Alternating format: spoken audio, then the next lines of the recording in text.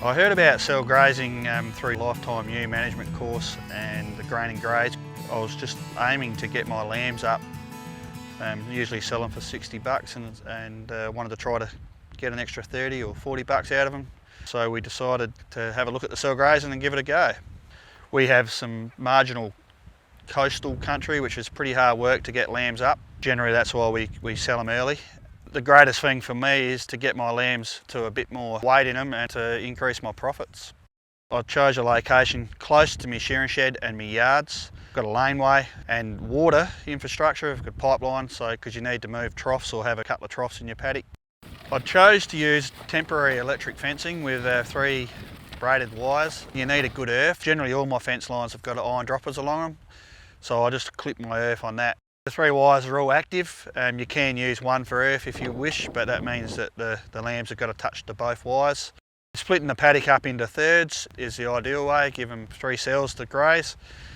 And yeah, temporary electric fencing, you can do that quickly and easily and move it all around, or just leave it all sitting there and just keep moving the sheep around.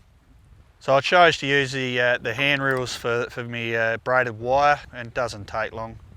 You'll be set up in about an hour and a half and you'll be packed up in probably an hour. We use a little solar panel and a deep cycle battery. The whole system is worth around about $2,000. That's enough to spread out about 700 metres wide with your 3 wires, and the deep cycle battery was $500. It's not just handy for cell grazing, but you could you know, split off sand hills or stony ground, or be very flexible in what you do and quickly put it up and control your paddocks in terms of grazing and cover, especially if sand hills are blowing. We put our lambs in there as soon as they can't pull the plant out, around about 3 leaf, maybe a bit later, and then move it on to the next cell, and same thing for a week, and then onto the next cell, and then back to where you started. You can be very flexible if you wanted to end up leaving a cell to harvest, or let it go to grain, or it all depends on the season. If it keeps raining, you can keep going with your cell grazing and just keep rotating it. Just got to make sure you don't let it get too rank. I would get the lambs onto the paddock a little bit earlier, because by the time they got to the second cell it was getting a little bit out of hand, but I managed to sort it out. And I would also maybe make the cells a bit smaller and rotate a bit more often. I'll be looking to do that this year, have a feeder in the corner or a lick feeder, just to give them a bit of protein and keep them up a bit.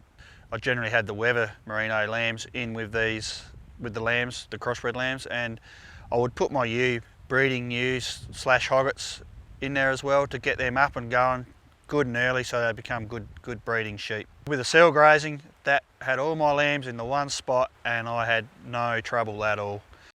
One of the big wins for me is the productivity is a lot better, and my profitability for not much work made considerable more money. You can do the same with ewes, waiting for feed to get going.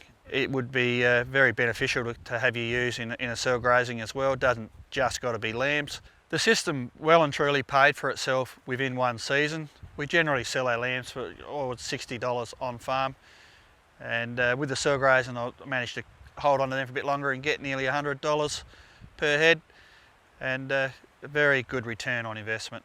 With choosing the paddock size to cell graze, you do need to be a little bit thoughtful and work out how big an area you need to split off and how many sheep you need to have on it. If you don't have enough sheep, you won't be able to graze it effectively, and if you have too much sheep, well, you still won't be able to graze it effectively. The first season I'd done it, I had 1,300 lambs on around about 70 acres per cell, so you just need to get that ratio right.